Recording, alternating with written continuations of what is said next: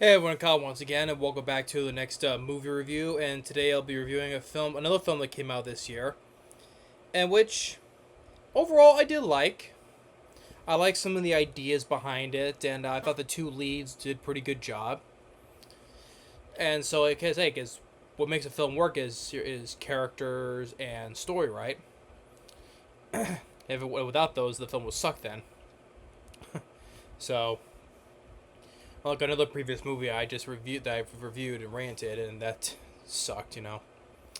But and the thing is, okay, and this is another film from another company, not A24, but another company I thought has been just going downhill, down and down, was being the verge of becoming suck. So it's another film from Blumhouse, which in terms I've been calling the film the studio Bumhouse, because recently Bumhouse has not been doing that good at all with their films either, especially for horror films either. This one's not really a horror film; it's more of a thriller. So, but I gotta say, compared to all the crap that I've seen from Bumhouse, I did like this one. I'll give its credit. I do, and it's also from a director that I like. So for the film, which I don't have the DVD with me, but I'm getting it pretty soon. But it's a film called Drop. So yeah, Drop from this year, 2025, and it's directed by Christopher Landon. Now this is the guy who directed both the Happy Death Day movies, which I like. I even like the sequel, Happy Death Day to You. And this is also the guy he also directed Freaky. Kind of like the horror comedy slasher version of Freaky Friday with Catherine Newton and Vince Vaughn, where they switch bodies, where Vince Vaughn was the serial killer, it's in her body, and she's in the body of Vince Vaughn. And I like Freaky. And Christopher Landon, I did a good job with those movies. The only film so far I did not care for was before all those movies. He directed the film, the sort of spin-off sequel of Paranormal Activity, the marked ones. I wasn't really big on that movie. I was not a fan of that film though. But at least he go on to do better with the Happy Death Day, Happy Death Day to You, and then Freaky. And this film I liked. I thought he did a pretty decent job with this movie. Um, now overall, and also really enough, and also it kind of surprised me because this film is not only Jason Blum, Blum who owns Blumhouse, but it's also produced by Michael Bay. I'm like, really? Michael Bay to produce this movie? Really? With his also with his co-producer Brad Fuller, who's produced with him on all the horror remakes and stuff like that, right? But yeah, really, Michael Bay produced this? Really? Huh. Surprised me for to see that. But overall, I think this film was pretty decent, I would say. Now, of course, funny enough, like most of the films I liked this year were not big hits or did not do that well. But this film made some bit of money. I mean, on a budget of like 11 million worldwide, it made about 28 million, and made like about 16 million in the U.S. So it was kind of a little bit of a hit, but it wasn't huge, right? So, but I think it debuted at number 5 when it came out on its opening weekend. So, but overall, I did like this film. Like I said, I like some of the ideas behind it. Of course, the ideas may some of the stuff you've seen in this film you've probably seen in other films before, so it's not at most original. But I do like some of the stuff that they do with it though. And I thought the two leads did a pretty good job. The lead woman, Meghann Fahy, I thought she did a good job, and the other guy, Brendan Sklenar, I mispronounced his name. I thought he did a good job. The music, I thought the music was so. It's done by Bear McCreary, the guy who did the score for The Walking Dead, and he also helped do the score for Godzilla King of the Monsters. A couple of other films too, though, but he did the score for them. I thought it was not horrible, but so. I think I prefer his score in King of the Monsters, because I thought he was more passionate about doing some of the retooling of the Godzilla theme type scores, right? So, but yeah, overall, now would I put this film on my top list of this year? Maybe so, because consider of all the shit I've seen this year. Yeah, I probably say so, and I'll probably say this is probably the best thing I've seen from Blumhouse. If I want to put it that, if I want to give him credit though, not calling him Bumhouse, not this time, because, well, because there I will be calling him Bumhouse again because of this. Because after I saw Meghann 2.0, I'll be going back to calling him Bumhouse. But for this film, okay, Blumhouse. There you go. But I definitely like this better than the Meghann movies or Night Swim or Imaginary or any of the Halloween movies, the new ones. So yeah, probably this is one of the probably most decent ones that Blumhouse has done so far. But like I said, if I review Meghann 2.0, I'm going back to calling him Bumhouse because that's why I call him now. Because they just been like A24, you know, just been making such shitty horror movies nowadays, like A24. But overall, yeah. But getting to the plot right now. So our lead woman named Violett, played by Meghann Fahy, she's a widow. She's a single mother, and she has a little son, and she's going out on a blind date. A blind date. It's her first date she's done in years. And so she has her sister watch her son while she's away. And this guy he's meeting, who her blind date is the guy named Henry, played by Brendan Sklenar. So, and they go to this nice restaurant in this high rise building, and I do like the setting of the movie. I do like the setting, the look of the restaurant. It looks pretty nice for a restaurant. I do like the setting of it.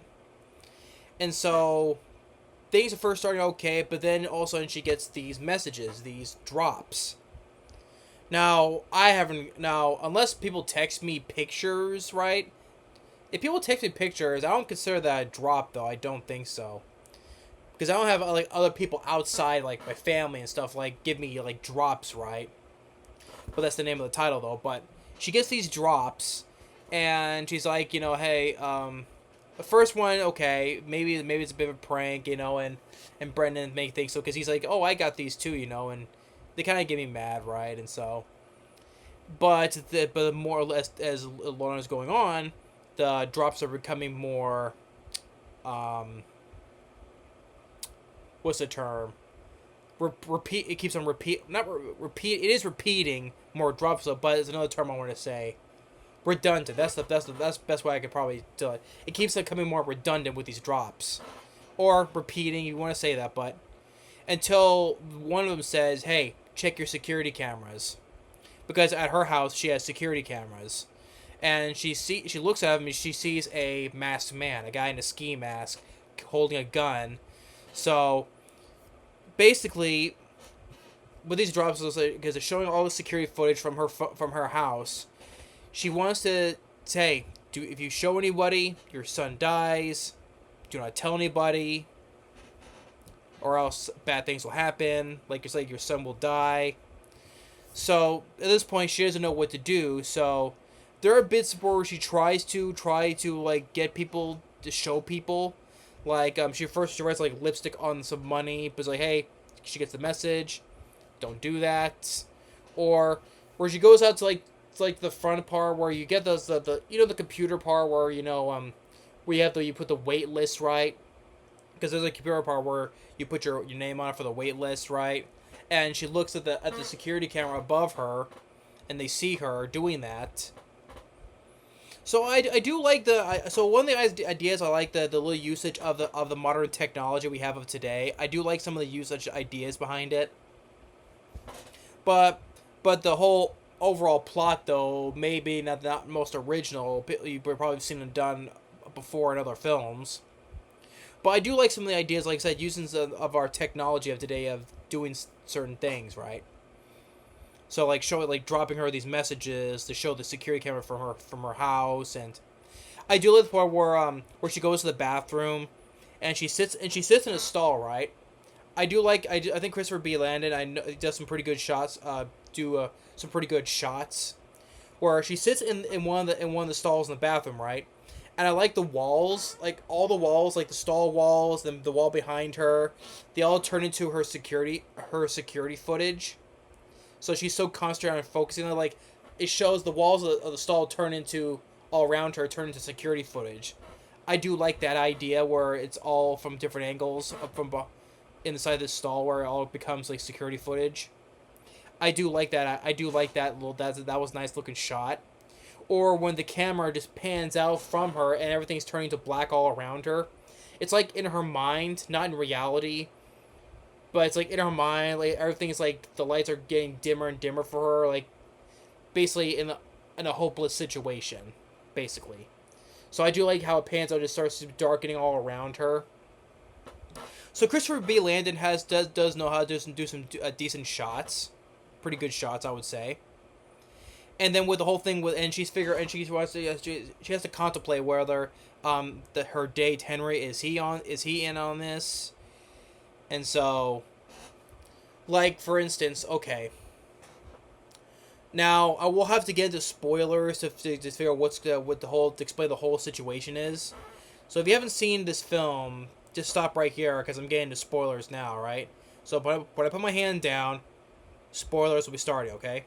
So like in 1, 2, 3, spoilers now.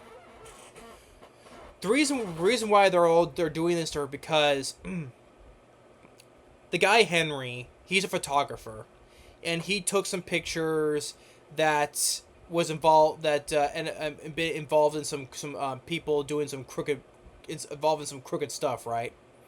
Well, it's like some what was it, a political figure or was it a banker? It was some type of embezzlement, and he saw this. He took pictures of it, right? You know, it's kind of like in Cellular, right? Which underrated movie, by the way. Cellular, how Kim Basinger's husband was recording the cops, the crooked cops recording killing those drug dealers.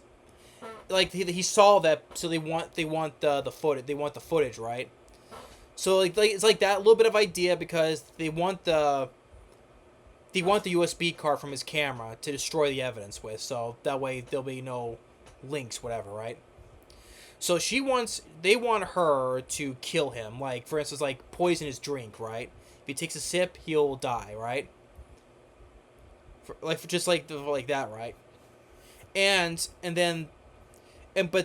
she wants to figure out who's sending these drops because even Henry explained earlier, like whoever's doing these drops on your phone, they have to be within a 50-foot radius from you, right? So it has to be someone from inside this restaurant. And it turns out there is a guy in this restaurant. He's kind of like a bit of a nerdy guy with glasses, and the guy's name is Richard. He's the guy who's sending her the drops, the messages. So he's the guy who's sending in the messages because he's the one who he's there to make sure that the plan goes through, that she is doing as she is told, and so. But also the same is framing her for a murder because it is pretty convenient though. I will say this because you have to grasp the reality of this whole situation is how it's all very convenient.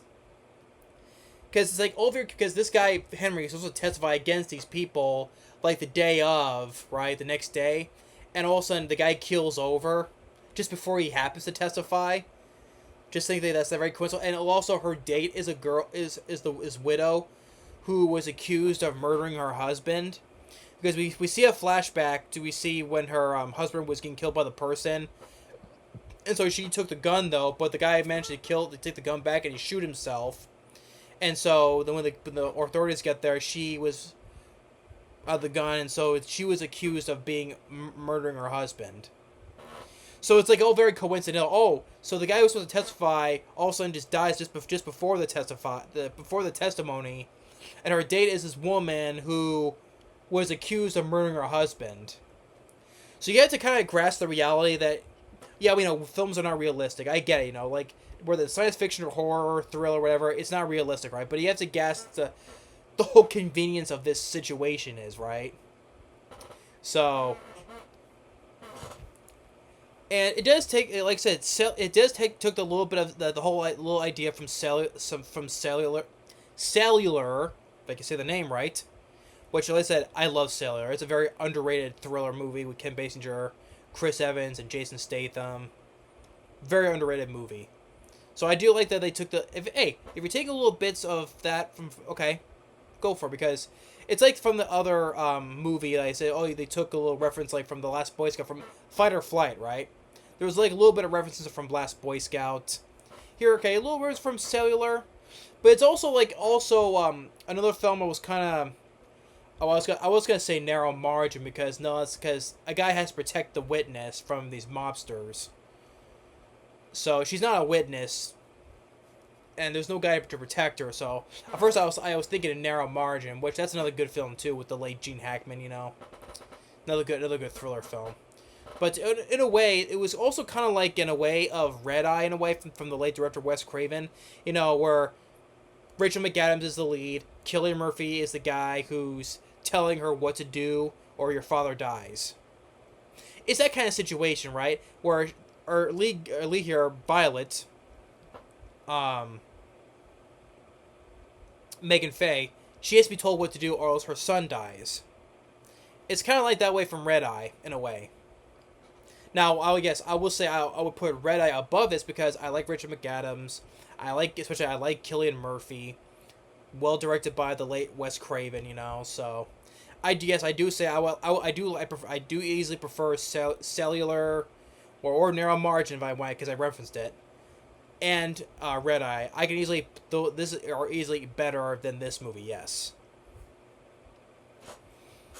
but how she gets out of the situation? Okay, I do like where I guess the guy Richard he was sitting quite a bit away from her, so I do like that that she tries to poison the guy, right? Henry, which she's not going to though. So I think she kind of did this with the drink, like put her thumb over the the little head of the bottle where that's pouring out, make it seem like it gives him the drink and makes him tries to think he's poisoning her. But then she actually poisoned a dessert that the guy Richard was ordering, so he's the one who got the poison, and then he starts to pull out a gun and starts shooting people. Because there was she shoots there was this lady who works at the restaurant who was kind of chatting with the lead, and she said some dialogue that was kind of like a bit convenient to help the lead girl. But she gets wounded. I think Henry got nicked a bit. I think though, but there was a bullet. They get the part of the glass, the outside of the glass gets shot, and so. Then there was this hockey puck that Meghann Fahy has, because it was supposedly like a gift from her son, and she throws it at the window, and the guy says, "You missed." Then the door opens with a little bit CG enhancements though, and the guy just flies out, because the suction of the wind is so strong. The guy flies out, and the girl she gets sucked in too, but she gets saved. She saves herself so. But it is a little bit CG enhancement there, but I think since I like the film, I think that kind of give more lenience on that. But and then it is kind of way that it does end up a way kind of like the ending of Red Eye where she steals a car and drives home, and she does kind of the same thing here. So she drives home, and her sister gets a shot, but not dead though. She's wounded. And so, getting the upper hand, but then the guy has the gun on her, like this. And then, I like the fact that the son, and you had this little remote control toy car, and to distract the guy, and the guy looks, thank God he looks long enough for the girl to grab the weapon. If it was the guy who was not so distracted, he would as soon as she tries to grab, she could be like this and go, pum, pum, pum, pum, pum. And kill her instantly, though, but thank God he was distracted long enough for her to grab the gun, then get the gun away, and then shoot the guy. So at least, the guy was distracted long enough for her to get the gun, so she kills the masked man, the guy in the ski mask. And so then she goes and visits Henry and her sister in the hospital, but because it was the mayor. It was the mayor who was that he took the pictures of that was crooked. So yeah, I remember. I knew it was a political figure. It was the mayor. So the stuff that he took of the mayor was exposed and now being under investigation, eventually being arrested. So, um, and then finally, like her sister pranks her with another drop, and so then it ends with Meghann Fahy and Brendan Sklenar. They're gonna try for another second date. So. So yes, it was the mayor who was crooked that he took the pictures from. So yeah, Drop I liked, like I said, it's not the most original, like I said, but I do like I like the ideas behind it though. Like I said, some of the other you like the usage of the phones and technology, like I said, and some pretty decent looking shots. Like I said, I do like the shot where she's sitting in the bathroom stall, and like the walls all around her turn into security footage. I do like that shot. I do like the shot where the camera pans away from her and it turns everything darkens all around her. And some of the I do like some of the usage of the ideas. I think the ideas like that, and I thought Meghann Fahy did a good job. I thought the guy who Brendan, I was calling him Brendan because I don't want to keep mispronouncing his last name. The guy who played Henry, Brendan, I thought he did a good job as well. I thought Christopher Beane did a decent job with making the pretty decent job with the movie actually. Like I said, the score by Bear McCreary I thought was okay. Like I said, I'd rather listen to his score, well, The Walking Dead obviously, but also his better listen to his score and I think he also did Freaky. I think did he do the score for Freaky? I want to be sure because I think as he worked with this director, I think he also did for Happy Death Day 2 as well.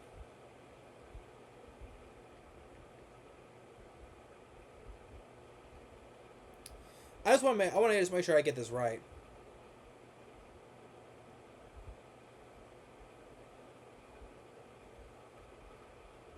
Yeah, I know. I've been doing this a lot recently, not looking things up beforehand.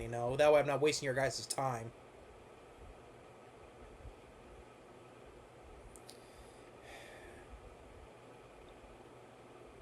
Stupid. I know. I apologize though. Yeah, he did. He did do for Happy Death Day. So I guess he did the same for Freaky as well. So I guess he knows he just works with better with Christopher Landon. So. But yeah. But I was also rather I like the scores better from this movie though. But I also rather listen to his score from Godzilla King of the Monsters. So. But overall, I thought Drop was a pretty decent movie, a pretty decent thriller. Like I said, it's not original. There's some things they took out like Cellular or even Red Eye. Well, not Narrow Margin because it's a different plot though. But at least that's a good movie too. Check out Narrow Margin. That's a good one. If you're a fan of Gene Hackman, give that a watch. Ann Archer as well. But overall, I thought it was a pretty decent. It was a pretty decent movie. I do like I said the two leads did good. I do like some of the idea behind it while using our technology as well, like the drop stuff, right? Overall, yeah, I thought it was a pretty decent movie. Drop.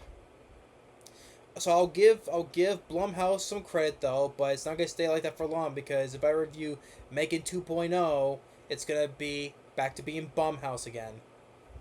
But overall, that's they are still. They are still Blumhouse. Jason Blum, I'm sorry,